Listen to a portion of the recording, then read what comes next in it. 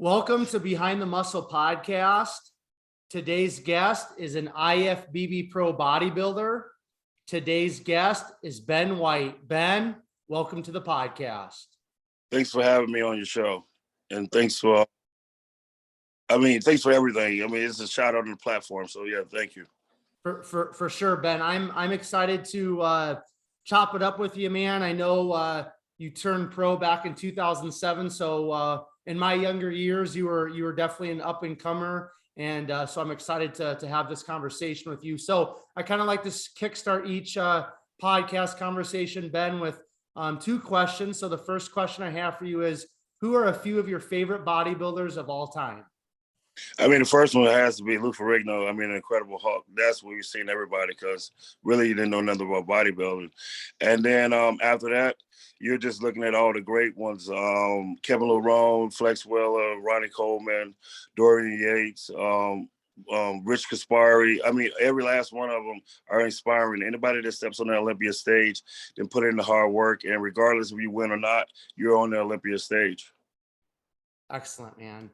Now, I don't think you're fully retired yet from bodybuilding, and we'll get into that a little bit later. But on the current IFBB circuit, are there a couple physiques or a couple bodybuilders that you really appreciate, look up to their physique, or respect at least their physique? When you're sitting there looking at it all over, if they're going, bodybuilding it can be really, really judgmental. So, or very picky. So when I sit there and look at it, Brandon Curry. I don't want to be no 300 some pounds, and I don't want to be 200 and some pounds. I want to be right in the middle. And I think Brandon Curry, if he bring his legs up just a little bit, that he had a perfect physique. 100%. And I'm sure you've probably shared the same stage with Brandon at some point. Is that correct or not? Me and Brandon competed. I think I beat Brandon in 2007 when we did the USAs and everything else. But yeah, we have a similar physique and everything, a small waistline, no big stomach and everything else. But that's the kind of physique, the Flex Wheeler, the Kevin Lerone a little bit, but Sean Ray definitely. The smaller physique, Ronnie Coleman, 1999. When he first came out and everything else, he looked his best, and then he started putting the weight on, stomach started getting bigger.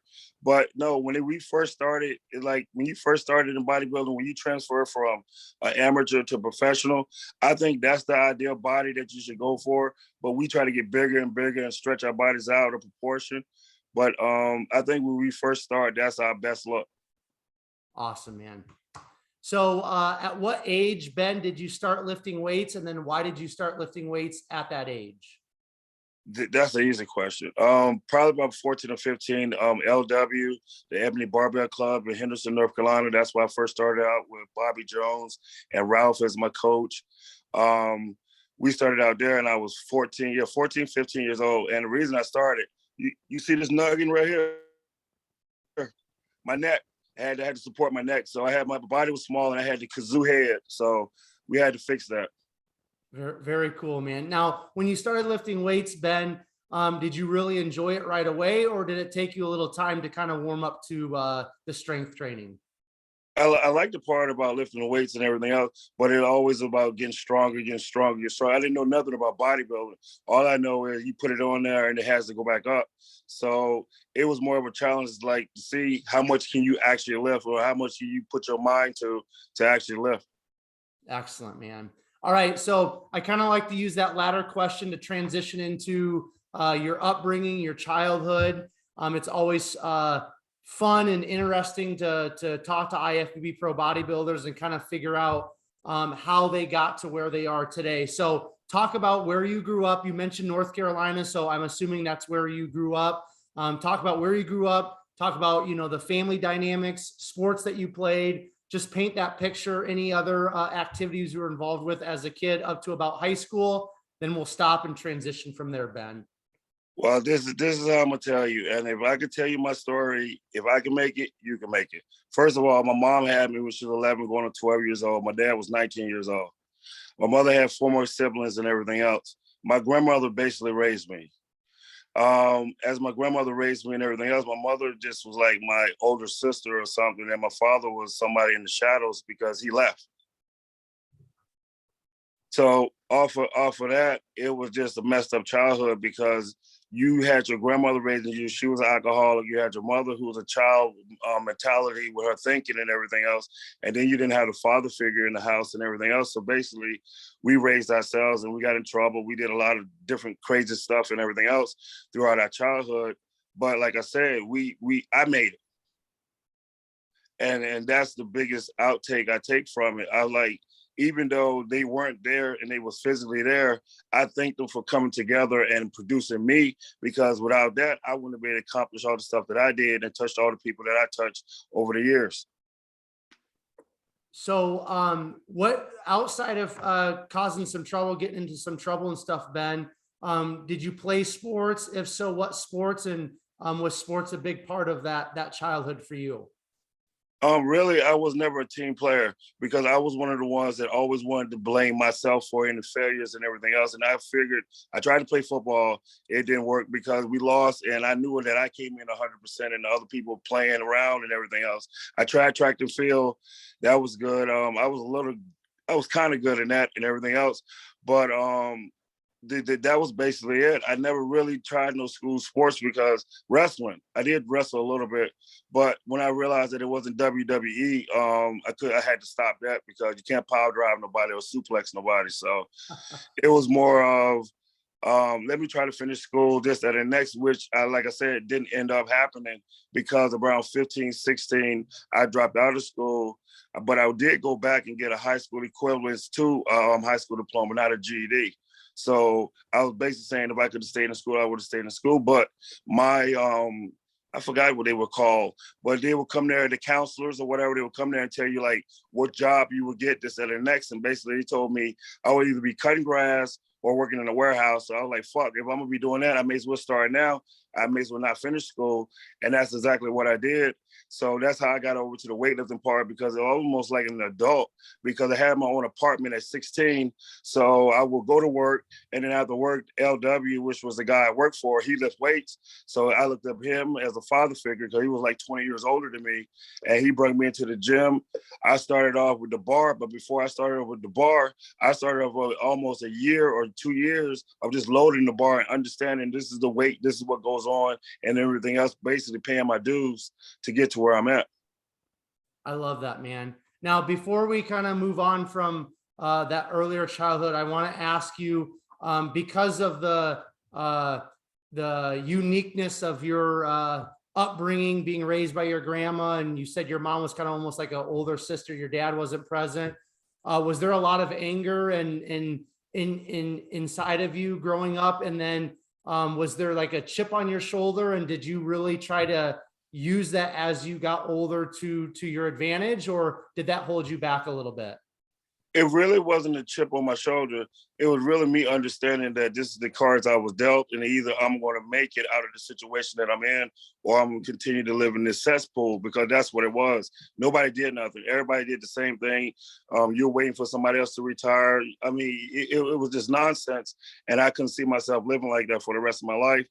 So I had to break the mold and everything else, and I left and went to New York. And once I went to New York and everything else, that was chasing my father, because I knew my father was up here. So I was like, well, if I can make another connection with my dad, just that and the next. But some things ain't meant to happen, and it wasn't meant to be. So I did come up here. We did try to make it work, but you can't make something work when both parties don't want to make it work. And you can't live in the past. The past is just something for you to look at, to reflect of where I was, and this is where I am. It's not to live in or dwell in at all. Right.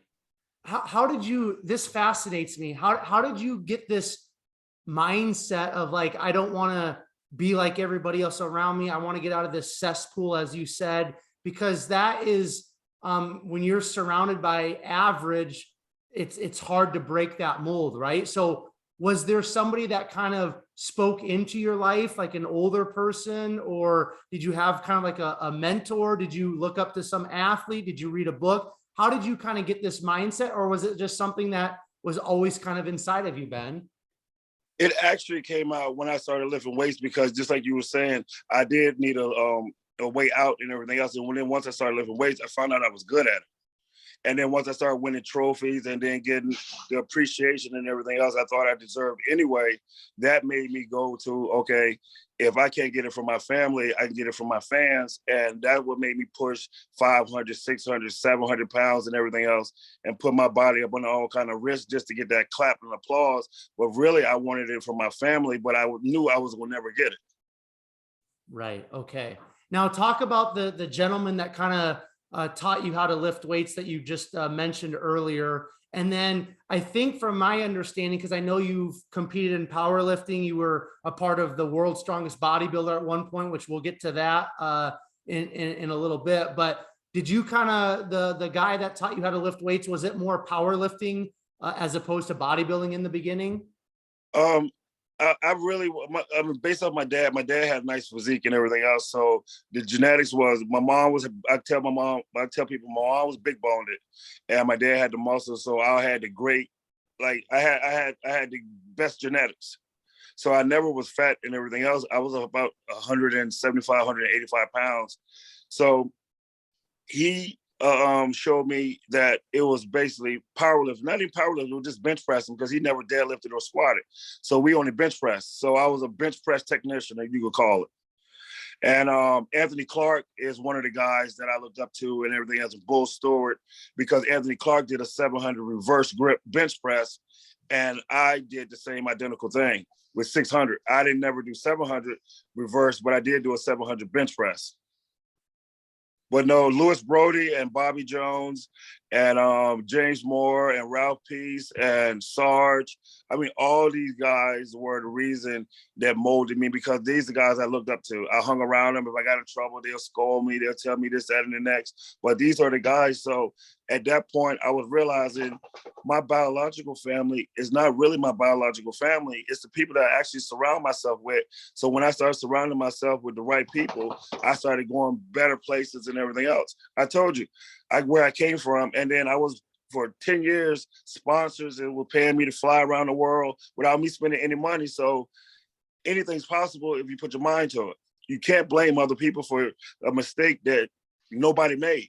It's really not a mistake that nobody made. Everybody's dealt a handicap.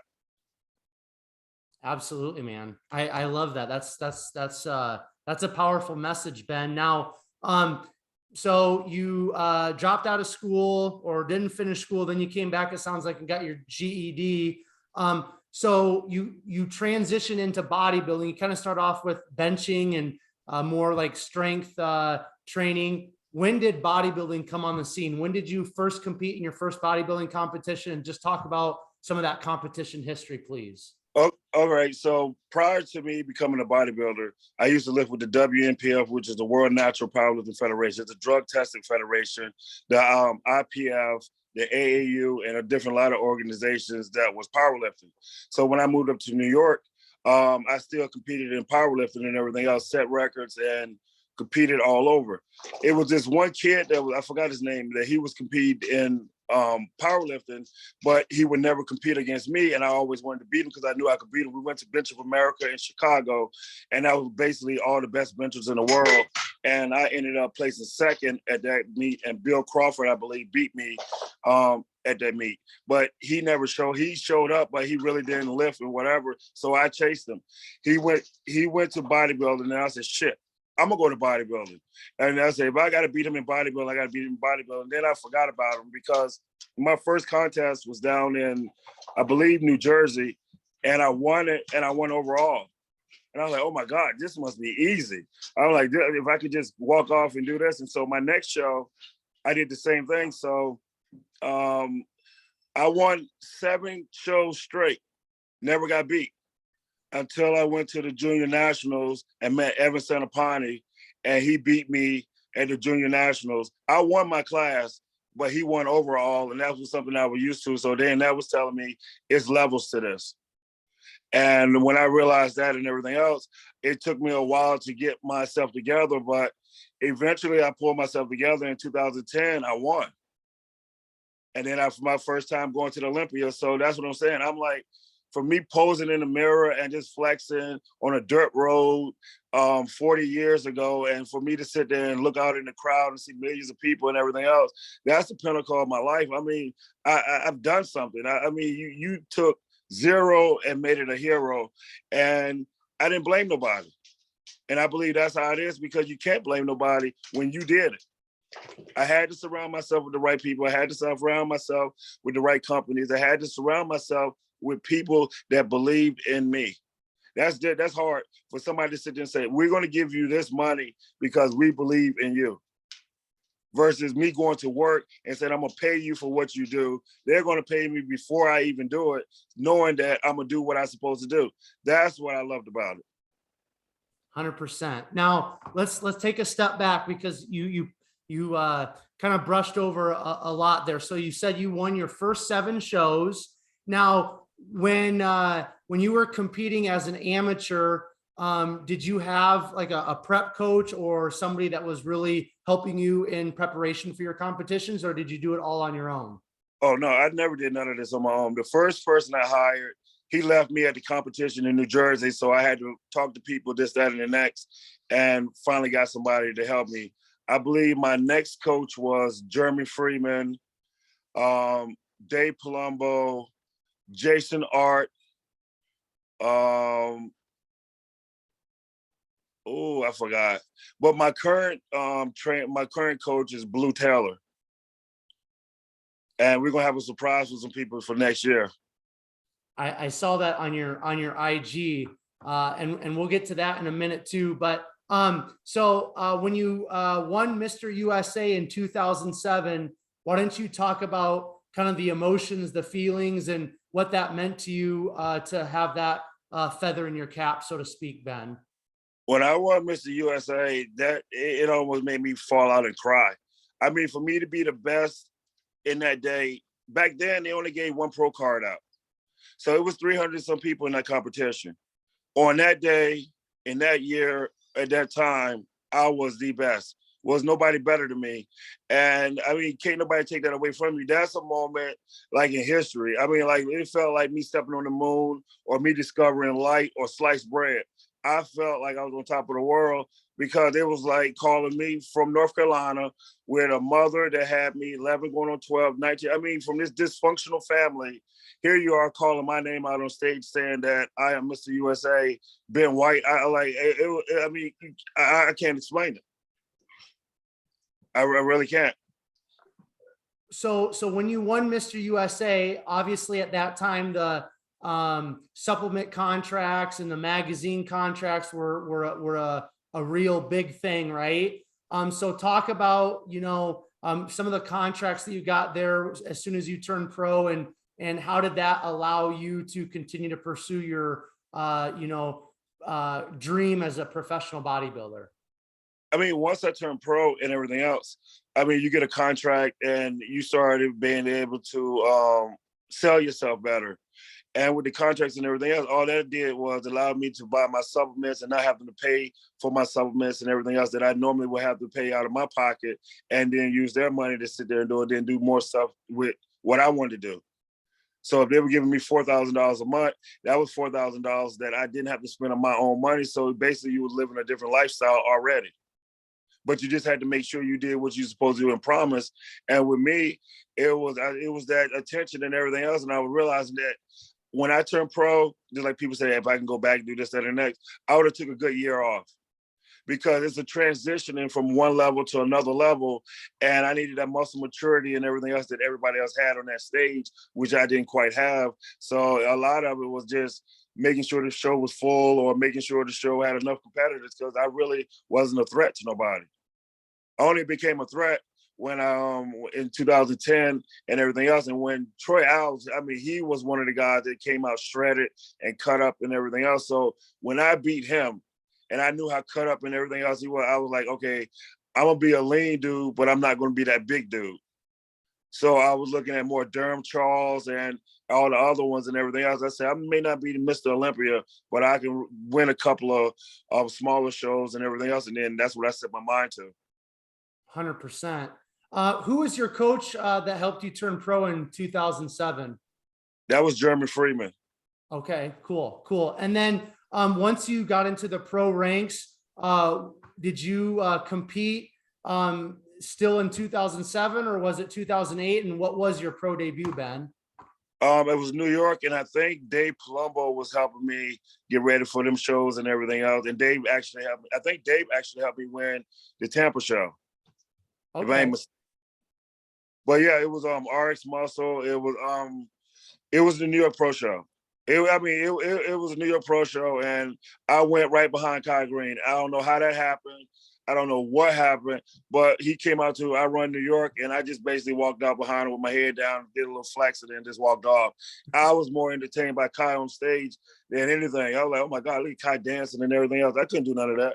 I was like, okay, so I just walk out, wave my hand, do a couple of flexes, and then I'm out. So did you enjoy that pro debut, or was it a little overwhelming to be on stage with all those top caliber pro bodybuilders? That was my ultimate job. That was my ultimate goal, to get on stage. But to see that next, just like I said, it's another level to it. When Kai walked out there, it was that, like, you could feel it through your bones. Even I could feel it, that chill and everything else. Then when I went out there, I could feel a little bit, but it was like quiet and everything else, because it wasn't on that Kai was on a different level. I mean, Kai was up there, and for him to do the New York show, he shouldn't even did it. But I mean, he did it anyway. But it's a different level, and it's more exciting. You learn.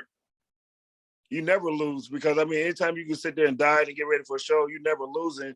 You done made it to the show, but hey, it was just somebody better than you. I mean, everybody feels that. It's not your losing that defines you. It's your coming back from it and seeing what you learned. Now, if I sit there and said, okay, I don't think I can do this, I quit, I would have never won 2010.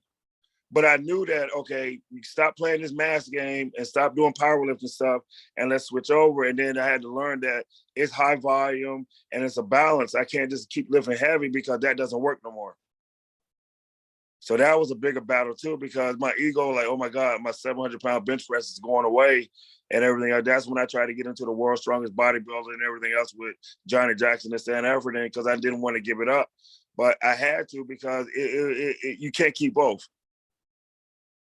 Talk about that, Ben, because I have a lot of IFBB pros that actually listen to the podcast, and top level amateur athletes that are future IFBB pros. So talk about what you just said a little bit more, please. You turn pro, you step on the New York pro stage. You're trying to still kind of do the power building or the powerlifting mixed in with the bodybuilding, but then you just said that you kind of had to really like put the powerlifting stuff to the side and really focus on training a different way, which led to you winning in 2010. So talk about letting go of some of that ego and trying to move heavyweight to be the best bodybuilder that you could be, which again led to that victory in 2010 and to the Olympia stage appearance. So talk to those athletes that are listening right now about how maybe they need to make some adjustments in their training to reach their full potential as a bodybuilder.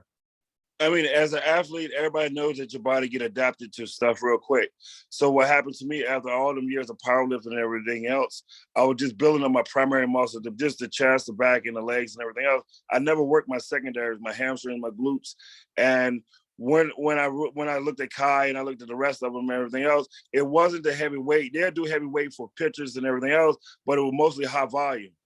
So I was like, I am thousands and thousands of reps behind these guys, because while I'm sitting here trying to get 10 reps or 15 reps with this heavyweight, they done did 100 reps already. And they count the top and bottom, which means they don't lock the weight out. They keep the tension on the muscle from the top and the bottom. So if I do 25 reps, in actuality, it's 50 reps, because you're never taking the tension off of the muscle. And then when you lift that way, you still are getting stronger, because you're doing it with 50 pounds, 60 pounds, and everything. You might not do it with 210-pound dumbbells or 100-pound dumbbells, but you're still getting stronger. So when you have to go back and say, well, let me see if I can bench 405, you still should be able to bench 405, because the only thing you did was more reps to build up the muscle, which is what bodybuilding is all about: breaking down the muscle, building up the muscle, breaking down the muscle, and building it up. Instead of trying to power lift and tearing your muscle, you're building it up the correct way. Excellent. How did your eating change once you turned pro? Did you have to adjust your eating, or was it kind of the same as it had always been as an amateur bodybuilder? I mean, I always ate a lot. I mean, I love eating. I mean, that's my pastime. So it really didn't change. It just, you gotta get strict. And it's a repetitive thing, eating the same thing over and over, because your brain be like, don't you want something else? I'm like, but I'm not eating it because I like it. I'm eating it for the results. If I eating it was because I like it, I'd be fat. So this is what, but that's the truth, because I mean, I have pizza and hot dogs out there. I want to have fish and chicken and everything else. So that's the difference. And then also you're looking at the calorie intake. My 10,000 calories are empty calories versus 10,000 calories of whole calories were different, because when I went to switch to whole calories, I couldn't even eat 10,000 calories of whole calories. I had to start with like 3,000 and 4,000, because that food was pressing my stomach and everything else. And then, I mean, you got to go through the whole body thing: water, protein. I mean, water, fat, muscle, bone. That's what your body's made up of. So you're going to shit a lot. That's basically what I tell my client. When you start shitting a lot, you start losing a lot of weight. If you're not shitting a lot, you're not losing no weight. And they're like, well, what do you mean? I said, when you first met me, how many times you use the bathroom? Well, once, twice a week. I said, now how many times you use it? Oh, I stay in there. I said, that's how fat get out your body. I said, on the treadmill, we go slow so we could break the fat up and everything else and get the body heated up. I said, but if you go any faster, we burn the muscle. And you're not going to replenish the muscle because you're not going to eat, because women like to scale. And body composition is a big thing that I try to work on up here. And that's what it's about. If you could be 111 pounds a fat way or a skinny way or a healthy way, it's up to you. But everybody up here is basically tribal. I know I'm getting off the conversation, but it's tribal up here. It's like everybody need to belong to a group, and instead of everybody saying, okay, if he's a professional bodybuilder, he's the only one up here, and he's Mr. USA, don't you think he knows what he's talking about? 8 months to a year, it takes somebody to get in shape. After that, you have to maintain it through lifestyle. You're not dieting, it's lifestyle. You cannot be on a diet all year long. It doesn't work. What bodybuilder do you know that's been on a diet their whole life? You can't. But we get back to the podcast. No, I like that, because I want to, since we're there, let's go there, and then we'll step back into your story. But being training people and helping people kind of reach their health and fitness goals. How long have you been doing that, Ben? And then what are some of the things that you enjoy about helping other people reach their goals in terms of how they look, how they feel, so on and so forth? So how long have you been doing the training? And then what are some of those things that you enjoy or appreciate about being a trainer or a coach? I mean, right now, just like I said, my career is coming to an end. So that's first and foremost. But with the training part and everything else, my best part of it is living vicariously through them. From all the mistakes and everything else I made, I'm not letting them make the mistakes. And if they got the willpower and the mindset to do it, they're going to get in shape. But you have a lot of people that tell you what you want to hear. But I'm to that point where I can look at you and know exactly what you're already doing. So I just want to hear your story, because your story is how we're going to fix this. But no, I got one client, Kevin. I mean, he had a heart attack 2 days before he met me. He was 280 pounds. He came to me at 250 pounds. He's been training with me for 3.5 months. He weighs 230 pounds. He hasn't lost a whole lot of weight, but the composition of his body has changed. But so you go to my IG account, you'll see Kevin on there or whatever. But when you look at the pictures, you're like, oh my God, his abs are coming in, this, that, and that. He had 6 inches of his intestines removed. So he has a little scar tissue or whatever. But when you look at his picture, it's lifestyle. He's not on a diet. He's not done, but he's busting his ass every morning in the gym. He's eating the food. He's doing what he's supposed to do. And at 45 years old, I mean, he looks real good. I did one with my girlfriend. We did it. It took her from 165 to 111 pounds in 8 months. Body composition. She looked good at 111 pounds, but 121 was her ideal weight.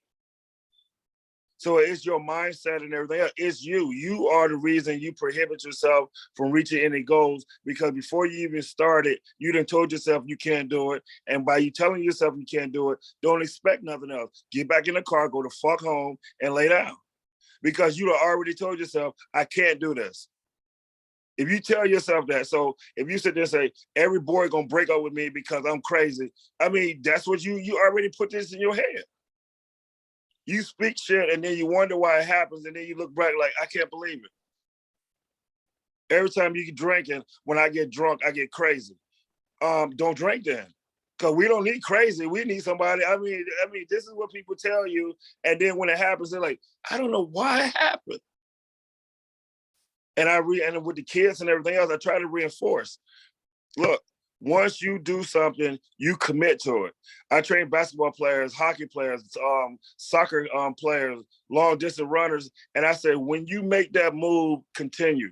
Do not stop. I was like, in order to jump, you're gonna jump right then and there. You're not gonna stutter step. You're gonna jump. You're a basketball player. You can't do that in elementary school, high school. You can get away with it. I'm training you on a professional level. I want to see you turn pro. They're like, why, Mr. White? I said, I turned pro in the sport. Look where I came from. I said, you got a mother and father that brings you here to me and that pays me to beat you up for an hour. Don't they think they want their money back? I said, don't you want to be a professional? It hurts. I said, it's going to hurt even harder if you don't make the team. This is just rehearsal for the big day. I said, I got 4 screws in my knee because I tore my patella. I could jump 4 feet. My legs are still kind of balanced.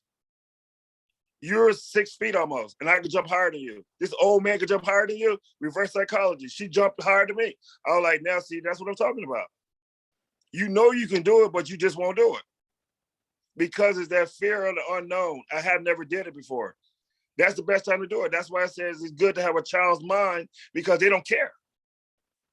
You take a child and just run in the pool, boom, a person, they stop and they keep going because they have no fear. Everything we do, we fear. Oh my God, this is gonna happen. It's supposed to happen. Good doesn't exist without evil. You're not gonna go through life without trials and tribulations. I mean, don't think you go through life and don't have no scars or wounds, because this is what made me. So. I love it, man. So let's step back into your competition experience just a little bit. And then I've got a few other things I want to talk to you about, Ben. But so we've brought it up several times. In 2010, you won the Tampa Pro. Now you competed in like the 212 and the Open throughout your career. Is that correct? I only did the 212 because this is what happened. I was getting ready for to come back and make a comeback. I think 3 years ago. It had to be 3 years ago. And I was getting ready. I got in a car accident. Nobody never knew because I never said nothing to nobody. I almost died. I should have died in a car accident and everything else. Ended up with a concussion. Ended up throwing my body off and everything else. And I couldn't get my body back into shape because I couldn't work my top half. So I told Blue, I said, I never seen what my best was anyway. So let's say how lean I can get, this and that, how cut up I can get. At 202, when I stepped on stage, even though I wasn't the biggest, I definitely was shredded up and everything else. And I ended up getting sponsors. So I did accomplish that goal. And then from there, we were like, okay, we'll go take this year and then compete. COVID came. Good. I built a gym and everything else, and that helped me. So now COVID is still here or whatever going on. And I'm getting ready for next year, just make a surprise, my last run. And the whole thing is to win a show, place in the top 10, and that's it. I'm not looking to win or do this, that, and that. I mean, if they all come in fucked up and they let me beat them, hey, more power to them. But my whole realistic thing is I can place in the top 10. I've seen the guys. They can play that game or whatever, big size, that doesn't even matter. It's how you look on stage. If I come in there with a Dexter Jackson or right before competition, I have purple shorts on and a back pose. If I come in at 230, somewhere in there, solid hard, I'm guaranteed to be in the top 10. So that's the goal, and then go off in the sunset. Use that as my platform, and then be done with it. And you're planning on competing next year, and that's in the open, correct? Correct.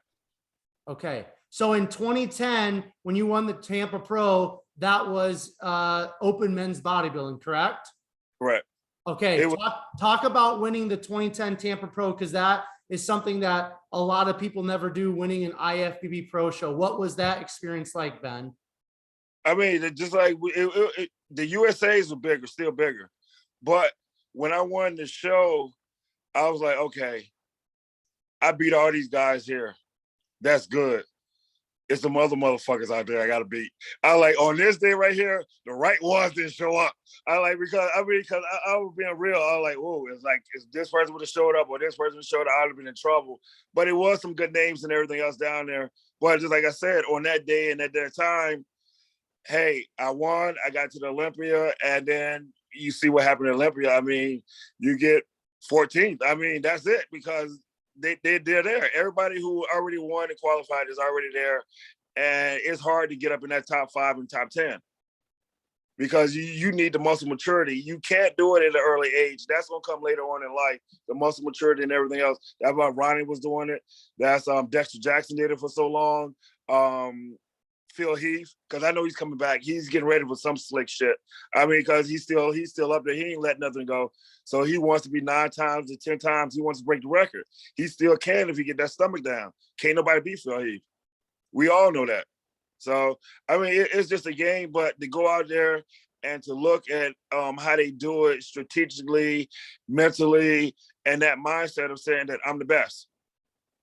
And people are like, oh, you conceded. No, I'm the best. Look at me, look at you. I'm the best.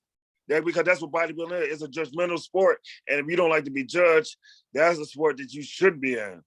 If you got low self-esteem, this, that, and the next, I mean, the judge is going to look at you and just like I did my first show and you just walk out and walk back in. I mean, that's it. Call your name, you walk across the stage, put your clothes on, go home, you're done. And then you're sitting in the crowd watching the show. From all of your professional competitions, what do you feel like was your best look on stage, and what show was that, Ben? We don't know. I think I just gave y'all looks. I think I gave y'all a big look that could have been improved. I think I gave y'all a small look that could definitely been improved. It's like the 3 little bears. I think this is going to be just right. Not too hard, not too soft, but just right. I think this is going to be the time that we do it. In 2022? 2022. What show are you looking at competing in? Do you know yet? Well, it might be Tampa. It might whatever show that I feel comfortable in, and I know that for a fact that I can't take that much time off from the Olympia. So I want to peak, but not peak at that show and then peak right at the Olympia because you can't peak twice or 3 times a year. It's going to happen once. So that one time I wanted to happen at the Olympia, be my best at the show. And they say, well, he could tighten up on this and tighten up on this. And I'm like, of course I can. And then go to the Olympia and come in 100%. Are you going to be coaching yourself for this, or are you going to have somebody in your corner to help you? No, Blue Taylor, he's still been helping me for the last 3 years. It just get myself and everything else, do my physical, make sure my body's correct and everything else. Because like I said, this is my last run. And he wants somebody to go to the Olympia. He has never had nobody at the Olympia, and I'm gonna give him what I told him. I'm gonna give him his Olympia qualifier in the top 10, and I'm gonna win the show. So my show to get me qualified, and then just go. I need one more jacket.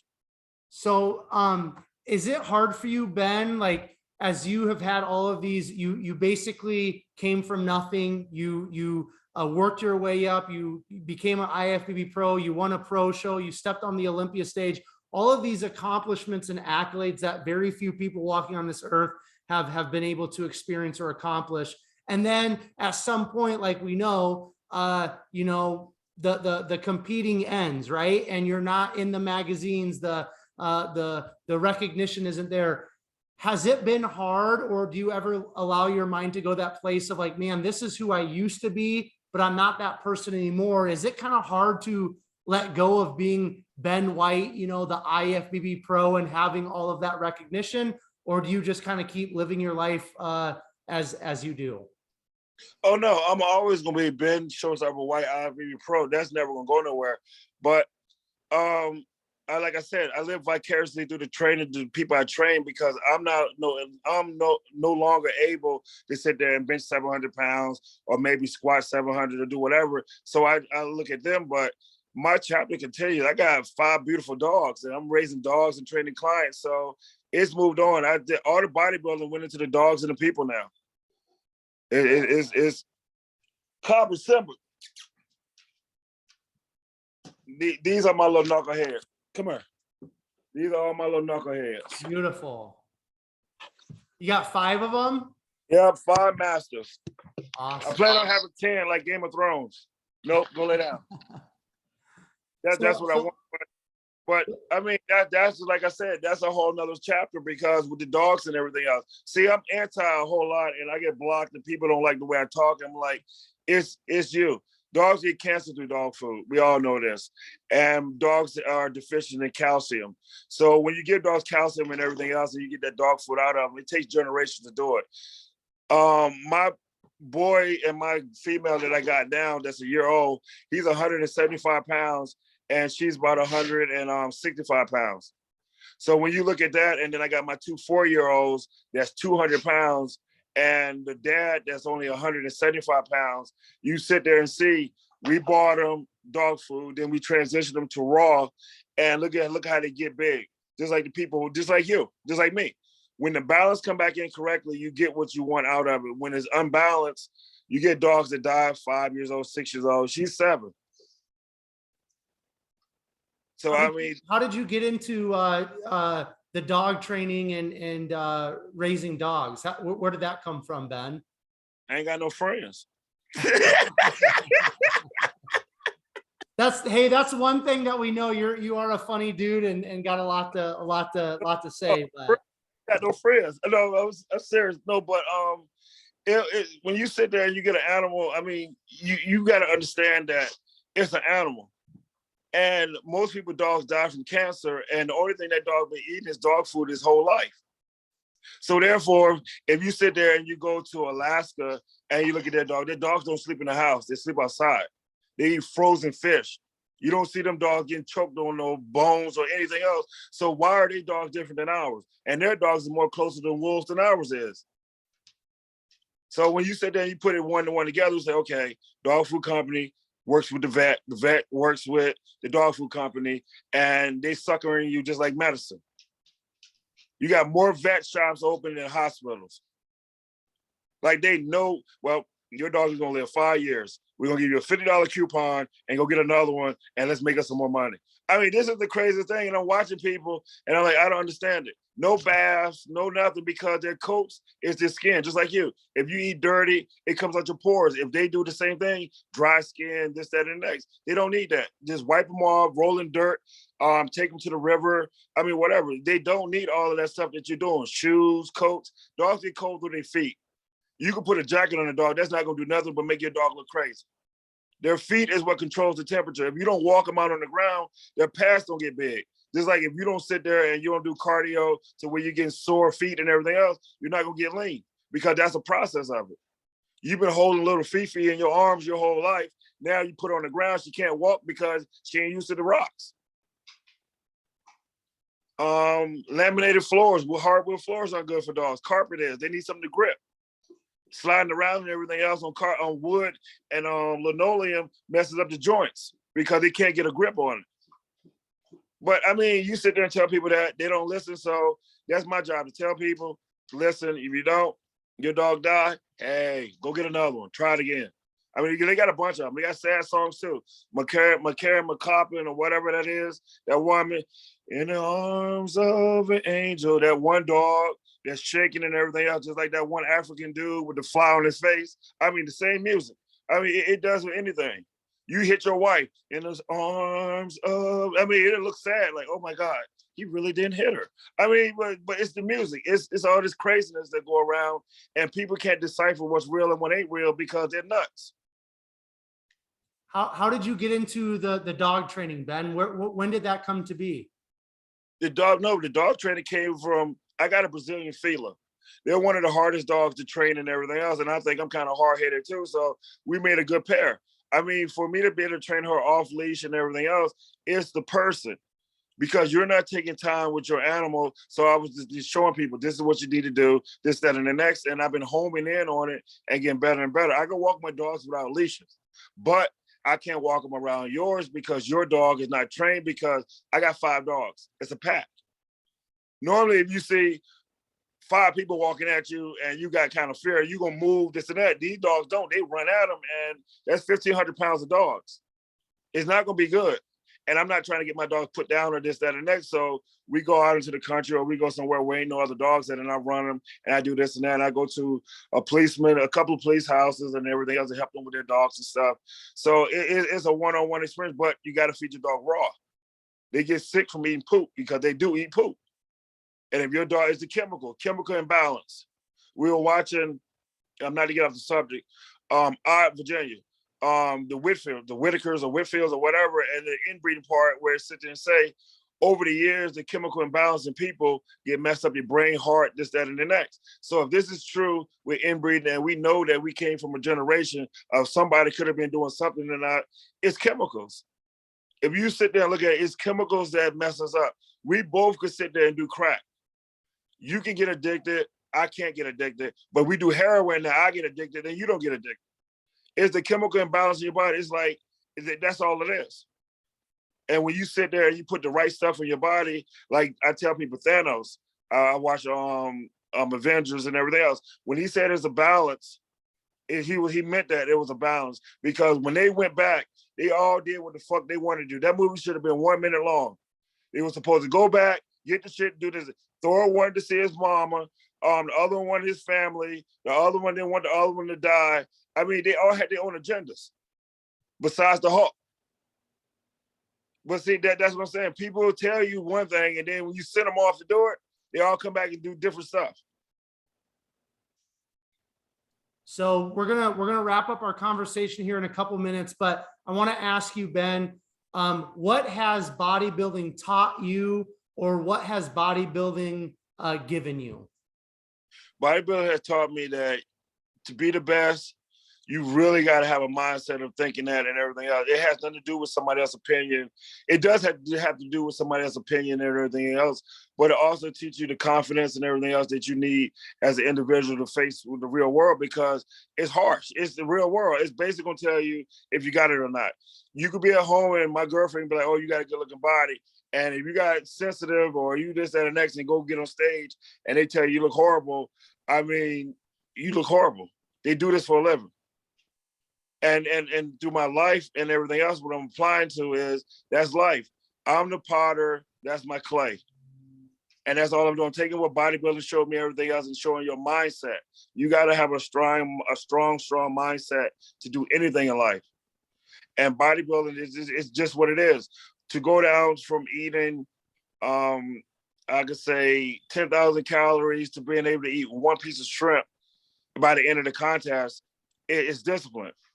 And it's a level that most people don't get to, because it's only a small percentage of bodybuilders, just like it's only a small percentage of podcast people that actually promote bodybuilding and teach people about bodybuilding. If you look at over the whole world, it's only a small, minute. So this information only gonna go to a small amount of people, because a lot of people are just stupid. Look at them, Planet Fitness, all this garbage and gimmicks. All the gyms are set up with, you need this right here to work at the gym, but we want you to follow this profile because we don't want to get people in shape. Everybody that I train, everybody I work with, whether they had heart condition, cancer, or anything along the line, they didn't get rid of the cancer, but the medication and everything else, they got rid of through food. Type 2 diabetes, gone. The doctors never told them that. They just told me, take the insulin, take this, and keep eating. The people didn't want to live like that. They said, we don't want medicine. So when you start helping people, you're going to look like the bad guy, always. Because you're stopping people from making money, and America is based off of drugs. They're like, oh my God, they're never going to cut back on drugs. That's what we're made from. That's how the hospitals, that's how everybody work, off of drugs. Marijuana is legal because they knew, oh, the drug does make so much money, now we can make some of it. I mean, we're not stupid. I mean, that's all it is. It's about money. Columbia's never going to get shut down. That highway never going to get shut down because people need cocaine. Can't function at the Olympia without having cocaine. I mean, you got to function. But I mean, Go ahead, Ben. Go ahead. I was like, that's another story. But I mean, it is what it is. People know how to use stuff and have control over it, and then some people don't, and they don't need to be doing it. Like I said, my mother raised me. She was a functioning alcoholic. Babysit kids, do this and that, but she had to have a shot of moonshine before she did anything, because without the moonshine, she started cussing and stuff. But once she had the moonshine, she was good. I want to ask you, kind of in closing here, Ben, who was the freakiest professional bodybuilder that you saw in person? Ronnie Coleman. Oh my God, Ronnie back and his legs. It just was like, oh, he was 300 pounds, and he just sitting at the table. Yeah, I was like, oh my God, this touches the ear. I was like, how did his lip touch his ear? And he'd be like, looking at you. I'm like, yeah, Ronnie big as shit right now. I'm like, and then when he went out there with Jay, and I mean, he just made Jay look like his son. I'm like, damn. I mean, that's like that bridesmaid shit. Like, see, I don't know. I don't know about that, because I get sick to my stomach. All that hard work and everything else. And just like this Olympia, I mean, I don't know how Brandon stood up there, because they were like, after this, we're going to announce the winner. They announced, God, what's his name? They announced Big Rami's name. Confetti, music, and everything else came down as the winner. And then you hear Brandon Curry. I mean, it wasn't really like he's second place, this and that. Once the winner, I mean, you're in the shadow. This is all for him. And you just back there like, okay, you can call me out. I did get second. I mean, it really ain't nothing. So I'd rather win, and then I'd rather lose or win versus just that second place runner up, because that got to eat at you. Kai, I knew it had to eat at him, because Kai did look better than Phil one year. Victor Martinez looked better than Jay one year, but it's all in how the apples fall. So I mean, everybody had. Sean Ray, Flex Wheeler got screwed out one. I mean, all of them got it, but you can't. You runner up is runner up. Mr. Olympia is Mr. Olympia. When you look at the pages at the end of the year, regardless of Ronnie's 400 pounds or 99 pounds, he was 8-time Mr. Olympia. And there was only 32 people in the whole world. Just like on the world's strongest bodybuilder. I may not have won the Olympia, but I'm up there in the top 3. So I'm good. Best gym in that New York area that you live in? My house. Okay, besides your house. My house. But I'm not giving none of them credit, because they ain't helped me do shit. My house, my gym. Come train with me. You want a hard-ass workout, come train with me. 1035 Black Road. We come train. We can get it on all day long. High volume. I like it, Ben. I like it, man. We're going to wrap it up. Do you have any final thoughts or final words that you would like to leave myself and Behind the Muscle podcast listeners? Basically, I mean, you only get one opportunity to live, and live your life to the fullest. Don't have no regrets. Live your dreams. Don't just work your whole life and don't never see nothing in return. And like I said, it's always your day in the gym, your reps, your set. And if you don't think you're big enough, just keep on working out and eating and get around the right people and the right circle. Blue, I thank him, Blue Taylor, Blue Nutrition, for helping me and believing in me and being my sponsor. Nutribolics is going to bring me on and help me advertising for them and everything else. So everything's going in the right direction for this year coming up. You, Behind the Muscle, if it wasn't for you in this platform, I wouldn't have the opportunity to talk to a bunch of people. Maybe they'll like more of my pictures, because I got I think 13,000, 12,000 followers. I only get 7 or 8 likes on certain pictures unless I'm naked cooking or something. So that might be some other fans. But you got to live your dreams, and you can't give up. I mean, and be realistic. If you ain't got no legs, you ain't winning no marathon race. So do something that you can do. Don't do something you can't do. Be realistic, because you got to look at it. It's only one Michael Jordan. There's only one Kamaru Usman, because we were watching him last night and everything else. There was only one Michael Jackson. So let's try to be that one different one. Stan Effron got world's strongest bodybuilder. me and Johnny Jackson's bridesmaids. I know how that feels and everything else, but Stan Effernan really wasn't a bodybuilder. He just came into the sport at the last minute and took advantage of a moment. But really, it's me and Johnny Jackson. I can't beat Johnny on the deadlift. He can't beat me on the bench press. So in my eyes, me and him are the strongest bodybuilders in the world. Perfect, Ben. Hey, I want to just thank you so much for taking some time bright and early on a Sunday morning, man, to come on and share your story, share some of your experiences and insights. It's really greatly appreciated, Ben. Okay. Oh, thank you. And get me after I win my contest that I'm going to the Olympia next year. And when that happens, I will have you on for a second episode, because that's going to be an amazing, powerful story. Before I close things out, Ben, where can people connect with you? Where can people find you on social media? On social media, IG is Ben White, IFBB Pro, Ben White, or IFBB Pro Ben White on Facebook. Or if you live in New York, I mean, all you gotta do is just, you know who I am because you see my dogs and everything else. So I mean, really.